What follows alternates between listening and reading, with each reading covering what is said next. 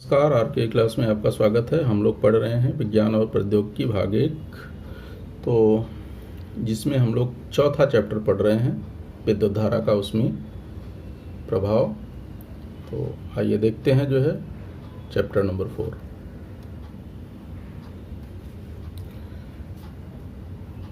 विद्युत धारा के प्रभाव में आज हम लोगों को पढ़ना है विद्युत धारा का उष्मीय प्रभाव। विद्युत धारा का उष्मीय प्रभाव होता क्या है कि किसी विद्युत परिपथ में विद्युत प्रतिरोध को जोड़ने पर विद्युत धारा उसमें से प्रवाहित किया जाए तो वहाँ पर उष्मीय ऊर्जा का निर्माण होता है। इसे ही, इस घटना को, परिघटना को ही विद्युत धारा का उष्मीय प्रभाव कहते हैं। डिफिनेशन देख सकते हैं। विद्युत धारा का उष्मीय प्रभाव विद्युत परिपथ में किसी प्रतिरोध को जोड़ने पर उसमें से प्रवाहित विद्युत धारा के कारण उसमें उष्मीय ऊर्जा का निर्माण होता है। इस परिघटना को ही विद्युत धारा का उष्मीय प्रभाव कहते हैं। उष्मीय प्रभाव पर आधारित, विद्युत धारा के उष्मीय प्रभाव पर आधारित कुछ उपकरणों के नाम पूछा जा सकता है। तो जैसा हम अपने दैनिक जीवन में देखते होंगे कि बहुत सारे उपकरण हैं जो विद्युत धारा के उष्मीय प्रभाव पर आधारित हैं। जैसे विद्युत सिगड़ी है, इसी तरह से विद्युत गीजर या विद्युत उष्मक उस कह सकते हैं। घरों में देखते होंगे पानी गर्म करने के लिए विद्युत उष्मक या विद्युत गीजर लगाया जाता है। ये विद्युत धारा के उष्मीय प्रभाव पर ही आधारित होती है। जब उसमें से विद्युत धारा प्रवाहित होती है तो कॉइल होता है और गर्म हो जाता है, इससे पानी गर्म होता है। विद्युत इस्त्री आप लोग देखते होंगे जिससे कपड़ा प्रेस करते हैं, वो भी विद्युत धारा के उष्मीय प्रभाव पर आधारित है। इसी तरह से विद्युत चूल्हा है, विद्युत बल्ब भी है, संगलक तार है। आइए एक एक के बारे में अध्ययन कर लेते हैं। जैसे यहाँ पर देखेंगे तो वही चीज़ दिया है। इधर कुछ कॉइल्स बनाए गए हैं, यहाँ पर भी वही दिया है। पानी को गर्म करने के लिए बॉयलर, विद्युत पर चलने वाली सिगड़ी, बल्ब, विद्युत बल्ब, ये सब उष्मीय प्रभाव पर आधारित हैं, विद्युत धारा के उष्मीय प्रभाव पर आधारित हैं। तो यहाँ पर देख रहे हैं इसे, ये सिगड़ी का कॉइल दिया गया है। और इसी तरह से यहाँ पर हीटर जैसा जो गर्म करते हैं खाना पकाने के लिए, सब घरों में रहता है, देखे होंगे। विद्युत गीजर भी देखे होंगे। तो विद्युत गीजर का बाहरी संरचना खाली दिखाई देता है, ये आंतरिक संरचना नहीं दिखता है। लेकिन उसमें आंतरिक संरचना में होता क्या है कि ये जो जिन चालक पदार्थों की अवरोधकता बहुत अधिक होती है, ठीक है, ऐसे पदार्थों का इन उपकरणों या इन साधनों में उपयोग किया जाता है। जैसे है नाइक्रोम नामक मिश्र धातु की कुंडली का उपयोग। ये जो उपकरण हैं जिसमें बहुत ज़्यादा प्रचुर मात्रा में ऊष्मा का निर्माण होता है, जैसे हीटर हुआ, विद्युत गीजर हुआ, ये सब, तो यहाँ पर जो है नाइक्रोम नामक मिश्र धातु की कुंडली का उपयोग होता है। इसका जो है रेजिस्टेंस बहुत ज़्यादा होता है, प्रतिरोध इसका उच्च होता है। उच्च विद्युत प्रतिरोध होने के कारण जब इसमें से विद्युत धारा प्रवाहित होती है तो बहुत अधिक मात्रा में ऊष्मा का निर्माण होता है। उस ऊष्मा के कारण, जैसे ये खाना पकाने वाला है तो हमारा भोजन पकता है, और पानी गर्म करने वाला उष्मक है, तो उसकी ऊष्मा के कारण विद्युत ऊर्जा का रूपांतरण उष्मीय ऊर्जा में होगा तो पानी गर्म होता है। इसी तरह से विद्युत इस्त्री का देखते होंगे। विद्युत इस्त्री में भी जो कपड़ा प्रेस करते हैं, जब विद्युत धारा उसमें प्रवाहित होती है तो उसके अंदर जो कॉइल होता है वो गर्म होता है। उसका बाहरी आवरण जो है अभ्रक माइका का बना होता है, जो कि विद्युत कुचालक होता है लेकिन ऊष्मा का वो सुचालक होता है। तो उसके संपर्क में आने पर वो गर्म हो जाता है और विद्युत इस्त्री किया जाता है, कपड़े को प्रेस किया जाता है, ठीक है। तो इसी तरह से विद्युत बल्ब भी विद्युत धारा के उष्मीय प्रभाव पर आधारित होता है। जानते होंगे जब विद्युत बल्ब जलता है तो ऊष्मा और प्रकाश दोनों मिलता है। विद्युत बल्ब का कर्मकरण क्या होता है कि जैसे ये सब में नाइक्रोम वायर का उपयोग किया जाता है कुंडली के रूप में, तो यहाँ जो कुंडली उसकी होती है, तारतंत्र होता है या फिलामेंट होता है, वो टंगस्टन वायर का होता है। ये देखो यहाँ पे टंगस्टन वायर है। जब विद्युत धारा प्रवाहित की जाती है तो ये लाल गर्म होकर के चमकता है। क्योंकि इसका क्या होता है कि मेल्टिंग पॉइंट बहुत अधिक होता है। 3410 डिग्री सेंटीग्रेड पर ये पिघलता है। आपके पुस्तक में दिया है लगभग 3400, यहाँ देखिए तो यहाँ पे दिया है लगभग 3400 डिग्री सेंटीग्रेड तक होता है। तो कहने का मतलब इसके फिलामेंट में बहुत ज़्यादा विद्युत धारा प्रवाहित करने के बाद भी ये फिलामेंट पिघलता नहीं है, तो लाल गर्म होकर के चमकता है। चमकने के कारण जो है हमको ऊष्मा और प्रकाश दोनों मिलता है। तो ये इसकी संरचना थोड़ा सा दिया गया है। जैसे ये कांच का आधार है, इसका बाहरी आवरण जो है कांच का होता है, और ये यहाँ पर ये इसको स्क्रू टोपी होती है जो उसमें बैठाया जाता है किसी होल्डर में। और ये जो है यहाँ पर निर्वात, साइड में निर्वात या निष्क्रिय गैस, जैसे यहाँ पर जो है आर्गन गैस और नाइट्रोजन्स रहती है। नाइट्रोजन की वजह से इसका ऑक्सीकरण नहीं हो पाता, जिससे जल्दी ये फिलामेंट जो है ख़राब नहीं होता, काफ़ी दिनों तक कार्यक्षम बना रहता है। तो इसकी संरचना है। इसी तरह से अभी ये देखा हीटर और इसका। तो कहने का मतलब कि कुछ उपकरण ऐसे हैं जिसमें विद्युत धारा प्रवाहित करने पर बहुत ज़्यादा मात्रा में उसमें ऊष्मीय ऊर्जा का निर्माण होता है। ठीक है। अब यहाँ पर थोड़ा आगे दिया है कि शक्ति की इकाई। शक्ति की इकाई कल हम लोगों ने पढ़ा जो है क्या होती है, वाट होती है। वाट बहुत छोटी इकाई है, उससे बड़ी इकाई होती है किलोवाट। वाट से बड़ी इकाई जो है किलोवाट होती है। 1 किलोवाट में 1000 वाट होता है। ठीक है। और 1 घंटे तक अगर 1 किलोवाट विद्युत शक्ति का उपयोग किया जाता है, यदि 1 किलोवाट विद्युत शक्ति का उपयोग 1 घंटे तक कर रहे हैं, तो इसका मतलब कितनी विद्युत ऊर्जा खर्च होगी? 1 किलोवाट आवर। 1 किलोवाट आवर बिजली खर्च होती है। तो 1 किलोवाट आवर को अगर जूल में कन्वर्ट करें तो कैसा होगा? देखिए 1 किलोवाट आवर, 1 किलोवाट आवर की जगह पर अगर 1 किलोवाट की जगह हम लिखते हैं 1000 वाट, और आवर मतलब घंटा, यानी 1 घंटे में होता है 60 मिनट, और हर मिनट में होता है जो है 60 सेकेंड। 1 मिनट में 60 सेकेंड, तो यानी 60 × 60, तो ये कितना हो गया? 3600 सेकेंड। अब यहाँ पर अगर मल्टीप्लाई करेंगे तो ये आ जाएगा 36 × 10 घाते कितना? 5 जीरो है, तो ये बन गया 36 × 10⁵। और इसी को अगर 1 डेसिमल और इधर लाओ तो यहाँ बढ़ करके कितना हो जाएगा? 6। अगर इसको 3.6 कर देते हैं, 0.1 अंक किधर आया तो 1 10 इसमें से निकला, ये हो जाएगा 10⁶। और इसी को कहते हैं जो है वाट सेकेंड, यानी इसको कहते हैं जो है जूल। लेकिन ये अपना इसको पहले करेंगे तो ये किसमें अभी तक चेंज हुआ? किलोवाट से क्या बनाया हमने? वाट। और घंटे को किसमें बनाया? सेकंड में, तो ये हो गया वाट सेकंड।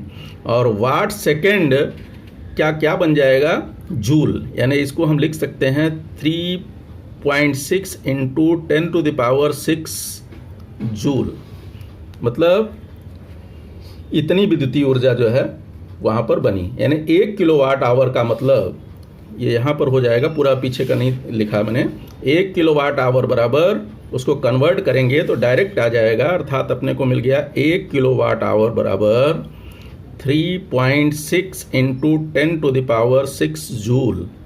या दूसरा 1 किलोवाट आवर बराबर, दूसरा भी इसको लिख सकते हैं, इसको एक यूनिट भी कहते हैं। आगे जब क्वेश्चन आएगा ध्यान समझेंगे। 1 किलोवाट आवर बराबर होता है 1 यूनिट के।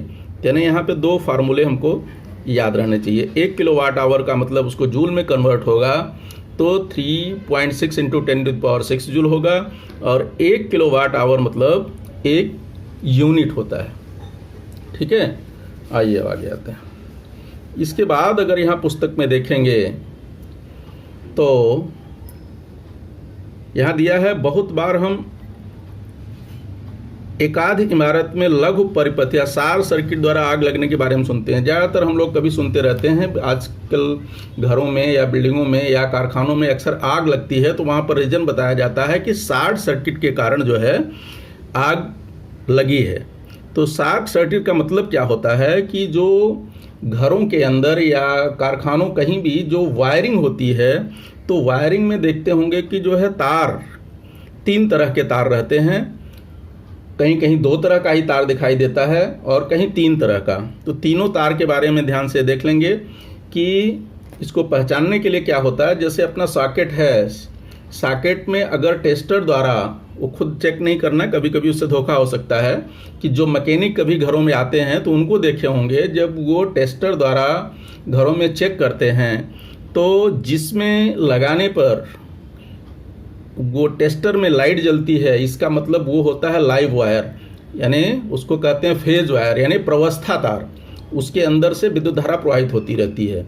दूसरी जिस पे बल्ब नहीं उसमें टेस्टर में लाइट नहीं आती, वो होता है न्यूट्रल वायर, यानी उदासीन तार, ठीक है। और तीसरा होता है अर्थिंग वायर, यानी भूयोजन तार या भूसंपर्क तार।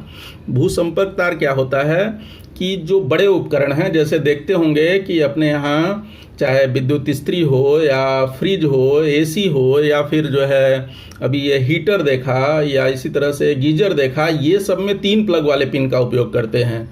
तो 2 पिन जो रहते हैं उसमें एक न्यूट्रल वायर का हो गया पतले वाले, और एक फेज वायर का। तीसरा जो होता है वो अर्थिंग वायर का होता है, यानी भूयोजन तार का। तो भूयोजन तार में क्या होता है कि उसको जमीन से जोड़ा जाता है। तो जब लाइव वायर यानी फेज वायर और उदासीन तारों के बीच में जो विद्युत धारा बह रही होती है, वो विद्युत धारा का संपर्क कभी कभी जैसे विद्युत इस्त्री है उसके मेटल से हो गया या गीजर से हो गया, तो जो विद्युत धारा बाहर आती है वो अर्थिंग वायर के जरिए जमीन के अंदर पहुंच जाती है, जिससे स्पर्श होने पर अगर व्यक्ति कोई उसके संपर्क में आता है तो उसको तेज धक्का नहीं लगता, क्योंकि जमीन के अंदर जो है 220 वोल्ट की जो धारा उसमें बह रही होती है उस जमीन के अंदर पहुंच जाती है। इसके लिए जो है बड़े उपकरणों में ऐसा लगाया जाता है। और घरों में जो शॉर्ट सर्किट देखते हैं, एक्चुअल में वो मोस्टली 2 तार रहते हैं जहां पर विद्युत सप्लाई होती है, और वहां पर जो तार रहता है, जैसे देखिए ये विद्युत तार है, यहाँ पर 2 ही दिखाया हमने, तो इसमें एक फेज वायर है और एक न्यूट्रल वायर है। तो जनरली जो फेज वायर लाइव वायर होता है उसको रेड कलर से दर्शाया जाता है। इसमें जो रेड वाला वायर है ये जो है लाइव वायर है, यानी फेज वायर है, और जो ब्लैक वाला वायर है ये न्यूट्रल वायर। सामान्यतः ऐसा उपयोग किया जाता है, वो इलेक्ट्रिशियन के ऊपर है, कैसा वो अगर गलती से दूसरे में लगा देगा तो ये बदल भी सकता है, लेकिन सामान्यतः जो है फेज वायर के लिए ये लाल कलर और न्यूट्रल वायर के लिए काला। और जो तीसरा भूयोजन संबंधी तार होता है वो ग्रीन कलर का उपयोग में लाया जाता है। आप इस्त्री वगैरह में देखेंगे, जो विद्युत इस्त्री होती है तो उसका कभी वायर देखा होगा तो उसके ऊपर आवरण रहता है। आवरण हटने के बाद अगर देखेंगे तो उसमें 3 तरह के तार होते हैं, रेड कलर, ब्लैक कलर और ग्रीन कलर। तो रेड कलर लाइव वायर होता है, ब्लैक कलर उदासीन वायर होता है, या फिर ग्रीन जो रहता है वो अर्थिंग वायर, भूयोजन संपर्क या भूयोजन तार उसको कहते हैं। तो इसमें आग लगती कैसे है, शॉर्ट सर्किट कैसे होता है। अब ये देखो दोनों वायर हैं, अगर ये पुराने हो गए, ये तो हालांकि किसी के ऊपर लगे रहते हैं, कहीं कहीं मान लो ओपन भी है, तो अगर इनका आवरण कट गया, आवरण कटने पर ये दोनों का संपर्क हो जाएगा। जैसे ये देखिए यहाँ पे आवरण नहीं है, आवरण नहीं है तो ये दोनों संपर्क होगा, लेकिन ये तो लास्ट में संपर्क होगा। तो यहाँ जो अपना समझो बल्ब में जलाना है तो ये दोनों गया तो शॉर्ट सर्किट नहीं हुआ। लेकिन अगर मान लो इसको ले जा रहे हैं, बहुत दूर ले जाना है, लेकिन बीच में ही कहीं यहाँ पर जो है इसका आवरण जो है निकल गया, यदि इसका आवरण निकल जा रहा है तो लाइव वायर और फेज वायर का क्या होगा, आपस में संपर्क हो जाएगा। संपर्क होने पर मान लो इधर से विद्युत धारा आ रही है और इधर इसको साधन तक जाना है, इंस्ट्रूमेंट तक जाना है, तो इंस्ट्रूमेंट में पहुंचने के पहले ही लाइव वायर और फेज वायर एक दूसरे के संपर्क में आ जाएंगे। जब संपर्क में आ जाएंगे तो उस समय बहुत अधिक मात्रा में वहां पर विद्युत धारा प्रवाहित होने लगेगी।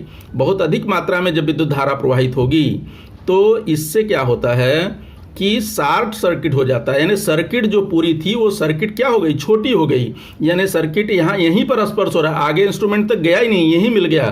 तो इस शॉर्ट सर्किट के कारण जो है वहां पर चिंगारियां उत्पन्न होती हैं। चिंगारियां उत्पन्न होती है अगर उसके नीचे कोई ज्वलनशील पदार्थ है, जो भी ज्वलनशील पदार्थ घर में रहेगा तो ज्वलनशील पदार्थ पर जो है पड़ेगा अगर ये, तो क्या होगा, जल जाएगा और उसके कारण जो है आग लग जाती है। तो ये है शॉर्ट सर्किट का कारण, यानी वायरों के आवरण के कटे फटे होने के कारण जब फेज वायर यानी प्रवस्था तार और उदासीन तार यानी जो है न्यूट्रल तार दोनों एक दूसरे के संपर्क में आ जाते हैं, उस समय जो है शॉर्ट सर्किट होता है, यानी लघु परिपथ, उसको कहते हैं लघु परिपथन हो जाता है, जिसके कारण जो है वहाँ पर चिंगारियाँ उत्पन्न होती हैं, अत्यधिक मात्रा में विद्युत धारा बहती है और वहाँ पे चिंगारी उत्पन्न होती है। यदि आसपास ज्वालागाही पदार्थ हैं जैसे लकड़ी, कपड़ा, प्लास्टिक इत्यादि, देखिए यहाँ पे सब दिया है, तो इसके होने पर आग लग सकती है।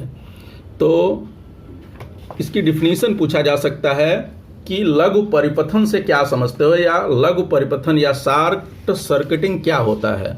तो यहाँ पे देखेंगे शॉर्ट सर्किटिंग, जब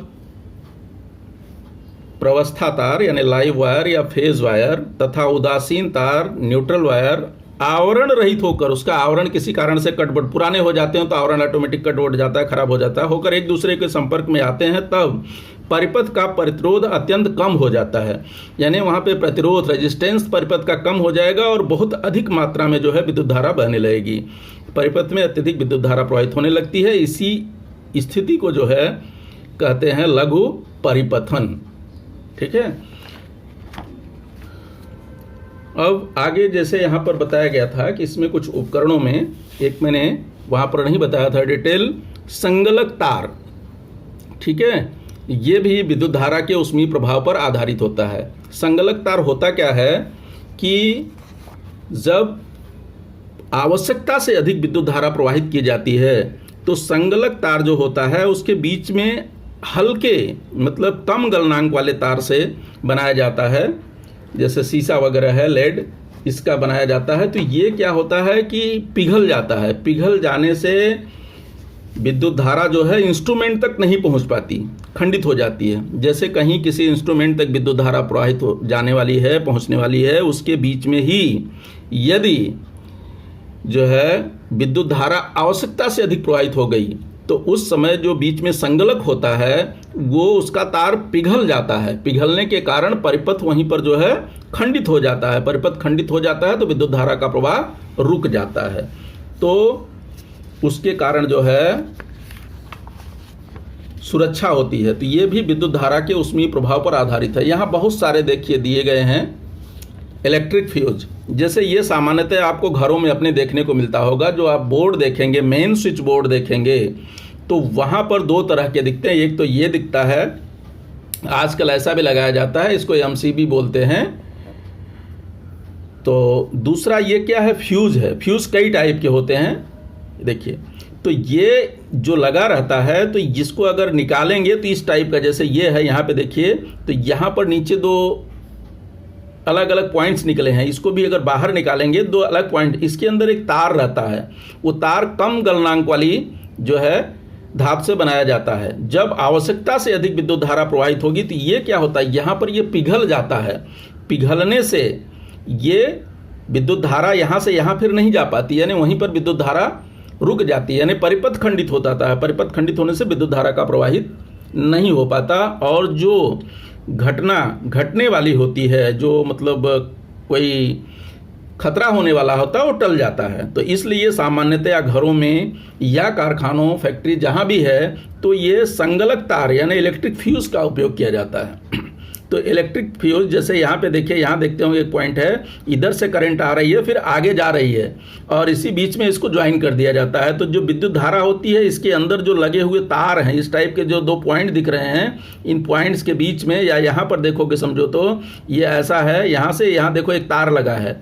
तो ये वाला तार में जो करंट जब जाएगी तो आवश्यकता से अधिक रहेगी तो यही पिघल जाएगा। तो समझो यहाँ से करंट जा रही है तो यहाँ पहुँची और फिर यहाँ बीच में एक तार लगा होगा अंदर, इसको निकालेंगे तब दिखेगा, तो वो तार पिघल जाता है। तो यहाँ पर जो है सर्किट ब्रेक हो गई पिघलने पर, तो इसका मतलब विद्युत धारा आगे नहीं जाती, जिससे उपकरण खराब नहीं होते।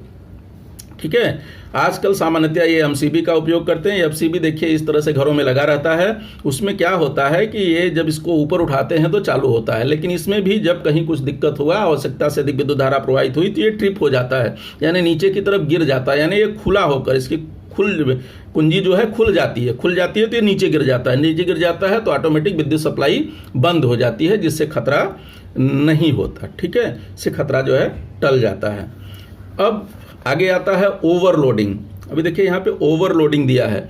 ओवरलोडिंग की भी घटनाएं सामान्यतया सुनते रहते हैं। कभी कभी जो है पूरे शहर में बिजली जो है गायब हो जाती है, तो कहा जाता है कि ओवरलोडिंग के कारण जो है बिजली आज नहीं आ रही है। या अपने घरों में भी देखते हैं कभी कभी अचानक ऐसा होता है कि लाइट जो है अपनी गायब हो जाती है। तो उसका कारण क्या होता है कि ओवरलोडिंग होता क्या है कि जब भारी उपकरण जो हैं एक साथ हम चला देते हैं, बड़े उपकरण, तो जैसे विद्युत इस्त्री है, हीटर है, यानी मिक्सर है, जहाँ पर ज़्यादा करंट लगती है, एसी है, फ्रिज है, तमाम अगर एक ही सर्किट में लगे हुए हैं और एक ही साथ एक ही समय पर सभी को चालू कर दिया जाता है, तो वहाँ पर परिपथ में जो है बहुत ज़्यादा विद्युत धारा, आवश्यकता से अधिक जितनी उसकी क्षमता है उससे ज़्यादा विद्युत धारा जो है बहने लगती है। तो विद्युत ऊर्जा का उपयोग होने के कारण, अत्यधिक मात्रा में उपयोग होने के कारण जो है वहाँ पर आवश्यकता से अधिक जब विद्युत धारा बहेगी तो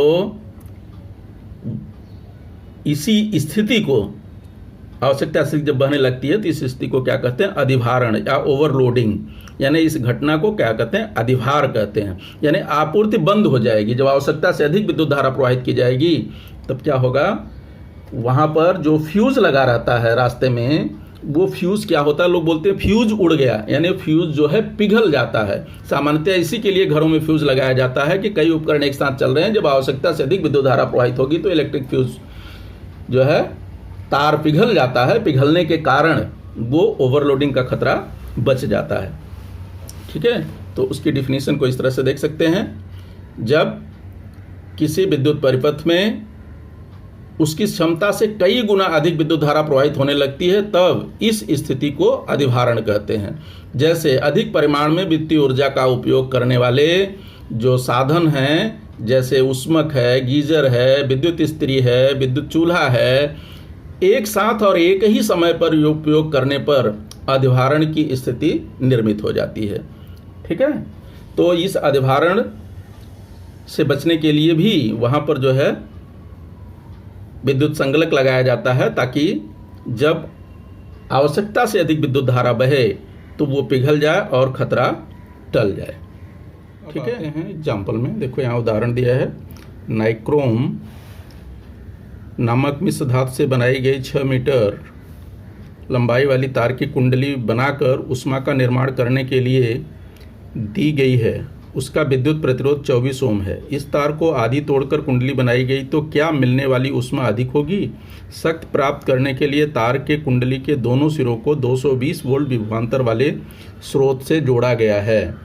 इस आधार पर इस एग्जाम्पल को सॉल्व करना है। तो आइए देखते हैं। ये धातु की कुंडली जो है उसकी लंबाई से यहाँ कोई मतलब नहीं है, अपने को उसका प्रतिरोध दिया गया है और फिर विभवांतर, इसके आधार पर उसका ये निकालना है कि कितनी शक्ति होगी। तो आइए देख लेते हैं। दी गई जानकारी के आधार पर विभवांतर दिया है 220 वोल्ट और अखंडित तार के लिए यानी पूरे तार के लिए R जो है 24 ओम है। P हमको ज्ञात करना है। तो हम जानते हैं ये सूत्र इसका, चूंकि P = होता है V²/R के, ये फार्मूला है। वैल्यू पुटअप कर दीजिए। तो यहाँ पर देखिए V कितना है, 220 का स्क्वायर बटे R 24। इसको सॉल्व करेंगे तो क्या हो गया, 220 इंटू 220 2 टाइम्स है अपन 24। इसको देखिए मेरे ख्याल से 4 से कट हो जाएगा, तो 4 से कट कर दीजिए इसको। तो यहाँ पे आ गया 6 और इसको 4 से कट करेंगे तो 4 × 5 = 20 और 4 × 5 = 20 55। और वापस देखिए कट हो रहा है कितने से, 2 से। तो यहाँ आ गया 3, यहाँ पे हो गया 110। तो आपका आ गया यहाँ पर 55 इंटू 110/3। इसको अगर मल्टीप्लाई करोगे तो ये 11 × 5 = 55, 11 × 5 = 55 60, यानी 60510 और है /3। और इसको अगर डिवाइड करोगे 3 से तो ये 2 3 6 0 3 1 3 20 3 6 18, ये लगभग इतना क्या आ जाएगा, वाट लगभग। ठीक है, ये पूरी कुंडली के है। और सेकंड इसका अगर लेंगे आधे तार की कुंडली के लिए, आधे तार की कुंडली के लिए हमको क्या मालूम पड़ जाएगा, R बराबर, R आधा हो गया तो प्रतिरोध भी क्या हो जाएगा, आधा हो जाएगा, यानी ये हो जाएगा 24/2 इज इक्वल टू 12 ओम। और अपने को क्या होगा, P इसका फाइंड करना रहेगा। तो फार्मूला वही लगाएंगे, since P is equal to V²/R, ये फार्मूला है, ठीक है। Therefore P is equal to V का मतलब तो वैल्यू वही है, वो तो चेंज नहीं हुआ, इसका स्क्वायर/R 12 हो गया। तो दैट इज इक्वल टू, चाहे तो सामने ही लिख दो, तो ये हो गया 220 इंटू 220/12। यहाँ से अगर इसको हम कट करते हैं कितने से, 4 से, तो ये आ गया 3 और यहाँ पे वही आ जाएगा 55। तो देयरफॉर अपने को क्या मिल गया, P is equal to 55 into 220/3। अब इसका मल्टीप्लाई करेंगे तो कटेगा तो है नहीं, मल्टीप्लाई करना पड़ेगा, इसको मल्टीप्लाई कर दीजिए तो हो जाएगा 22 पंजे 110 और 22 पंजे 110 और 11, यानी आ गया कितना, 121,00, यहाँ 0 आ जाएगा, upon 3। Therefore P is equal to, अगर इसको डिवाइड करते हैं तो ये कितना आ जाएगा, 3 चौक 12, फिर 0 लेना पड़ेगा, फिर 3 डिवाइड कर लेना, इतना वाट लगभग, ठीक है। पॉइंट में आएगा 0.33 आगे आएगा, और उसमें जो पहले वाले में 0.66 आगे आएगा, हमने वो लिखा नहीं है, डायरेक्ट लिख दिया, लगभग लगा दिया, ठीक है। ये आंसर हो गया है। इसका मतलब हो गया तार को आधा करने पर शक्ति अधिक प्राप्त होगी, ठीक है। अब आते हैं नेक्स्ट क्वेश्चन। उदाहरण नंबर 2 है, 9 ओम के विद्युत प्रतिरोध को सेल से जोड़ा गया है, इस कारण उसमें प्रवाहित होने वाली विद्युत धारा के कारण विद्युत प्रतिरोध में प्रति सेकंड 400 जूल ऊष्मा निर्मित होती है। विद्युत प्रतिरोध को कितना विभवांतर दिया जा रहा है, उसे ज्ञात कीजिए। तो ये कह रहा है कि 9 ओम प्रतिरोध का कोई है, विद्युत प्रतिरोध वाला, सेल से जोड़ा गया है, और उसमें विद्युत धारा प्रवाहित करने पर 400 जूल प्रति सेकंड ऊष्मा निर्मित होती है। तो कितना विभवांतर दिया जा रहा है, ये पूछ रहा है। तो आइए इसको कर लेते हैं।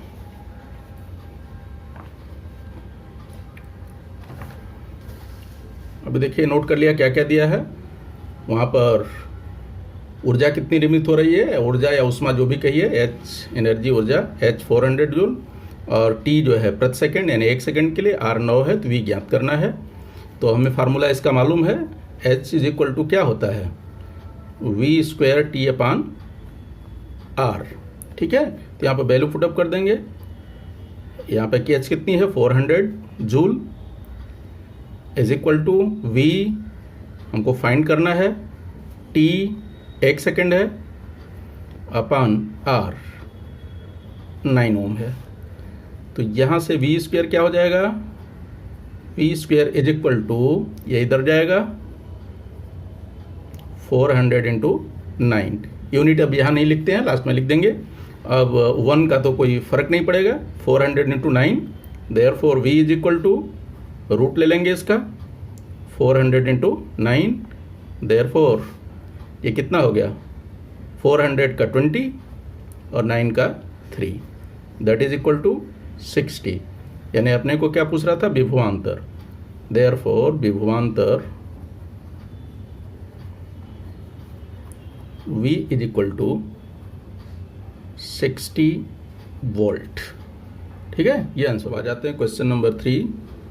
विद्युत पर चलने वाली इस्त्री को उच्च तापमान पर निर्धारित किए जाने पर 1100 वाट विद्युत शक्ति का उपयोग करती है, तो कम तापमान पर निर्धारित किए जाने पर 330 वाट विद्युत शक्ति का उपयोग करती है।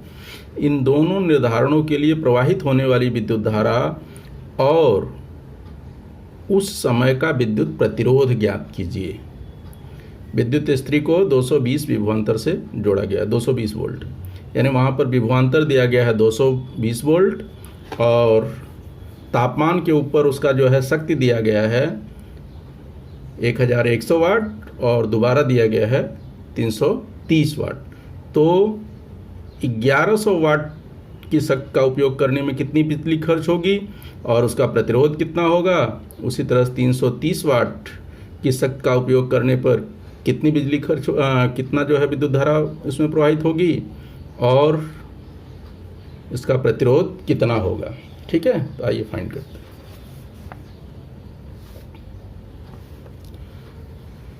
तो विभवांतर दिया गया है 220 वोल्ट और विद्युत शक्ति अलग अलग है, एक बार 1100 वाट और दोबारा 330 वाट। तो उसमें 2 क्वेश्चन पूछा है। इसके लिए जो है I1 और R1 पूछ रहा है, विद्युत धारा और प्रतिरोध। उसी तरह से इसके लिए विद्युत धारा और प्रतिरोध। तो आइए फर्स्ट वाला देख लेते हैं। तो यहाँ पर फार्मूला कौन सा लग जाएगा, क्योंकि हम जानते हैं P बराबर होता है VI, ये फार्मूला है। इसके आधार पर हमको फाइंड करना है, ये I1 R1 और P1 दिया है, तो यहाँ पर हो जाएगा P1, V में कोई चेंजेस नहीं है इसलिए V ही रहेगा इंटू I1। ठीक है, इसी आधार पर अब यहाँ पे वैल्यू पुटअप कर दीजिए। तो P1 की वैल्यू है 1100 वाट, V की वैल्यू है 220 वोल्ट और I1 हमको जो है फाइंड करना है। ठीक है, therefore I1 is equal to, यहाँ पर से यूनिट हटाते हैं, यूनिट लास्ट में लिख देते हैं, वो एम्पियर में बन जाएगा। तो ये हो जाएगा कितना, 1100/220 और ये इसकी यूनिट हो जाएगी एम्पियर। ठीक है, देयरफॉर अब देखो यहाँ से ये 0 से 0 जो है मल्टीप्लाइड हो जाएगा, कट जाएगा 0 से 0, क्या बचा 22 पंजे 110। तो यहाँ 110/22 आया और यही बराबर हो जाएगा 5। देयरफॉर इसलिए हमको I1 इज इक्वल टू मिल गया 5 एम्पियर। ठीक है, अब हम फाइंड कर लेते हैं इसका R1। तो R1 के लिए हम ओम्स लॉ का उपयोग करेंगे। ओम्स लॉ के आधार पर क्या होता है, R is equal to V/I। तो यहाँ पर हो जाएगा R1 is equal to V/I1, ये ओम के नियम से। ठीक है, जगह नहीं है, थोड़ा छोटा हो गया, चले। तो V कितना है 220 वोल्ट और I1 अभी निकाले कितना 5 एम्पियर। ठीक है, यूनिट नहीं लिख रहा हूँ, अगर लिखना हो तो यहाँ पे लिख सकते हैं V और यहाँ पर A, और ये कन्वर्ट हो जाएगा किस में, ओम में। तो इसको डिवाइड कर दीजिए 5 से, तो ये 5 चौक के 20, 5 चौक के 20, ये कितना हो जाएगा ओम। तो देयरफॉर यहाँ पर क्या बन गया, R1 इज इक्वल टू 44 ओम। ये पूछा था प्रतिरोध, इसमें विद्युत धारा कितनी बहेगी और प्रतिरोध कितना होगा। तो इसका प्रतिरोध हो गया 44 ओम और विद्युत धारा बह गई इसमें ये। ठीक है, अब आते हैं इसके सेकंड पार्ट में। तो सेकंड पार्ट इसका क्या हो जाएगा, V तो सेम रहेगा 220 वोल्ट, उसमें कोई चेंजेस नहीं है। यहाँ पर शक्ति उसकी बदल जा रही है, कितना हो जा रहा है 330 वाट।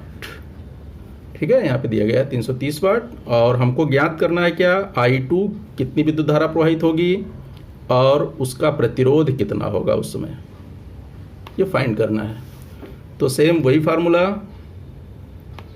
अब हम यहाँ ये मुख्य सूत्र नहीं लिख रहे हैं, डायरेक्ट लिख रहे हैं P2 is equal to V into I2। तो P2 की वैल्यू मालूम है 330 वाट, V की वैल्यू है 220 वोल्ट, I2 हमें फाइंड करना है। अभी therefore I2 is equal to क्या हो जाएगा 330/220 और ये किस में बदल जाएगा, एम्पियर में। तो अभी ये देखो 0 से 0 कट जा रहा है और इसको 11 से कट करोगे तो 3/2। Therefore I2 is equal to क्या हो गया 3/2। Therefore I2 is equal to 1.5 ampere. ये अपने को ये आ गया। ठीक है, और ये था फार्मूला। सेकंड, जगह नहीं है तो नीचे कर लेते हैं। यहाँ पर क्या है, now R2 is equal to V upon I2 ohm के नियम से।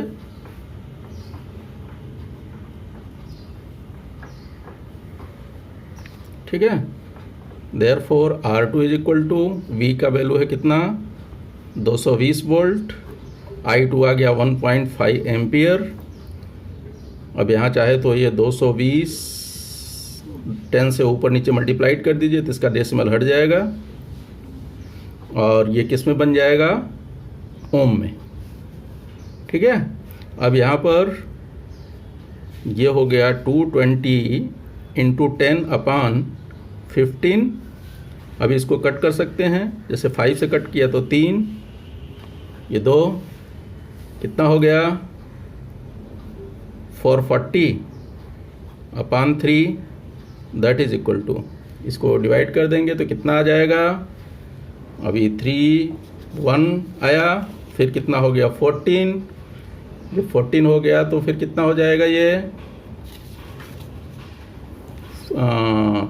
3 चौक 12, यहाँ बचा कितना 2, 3 छक 18।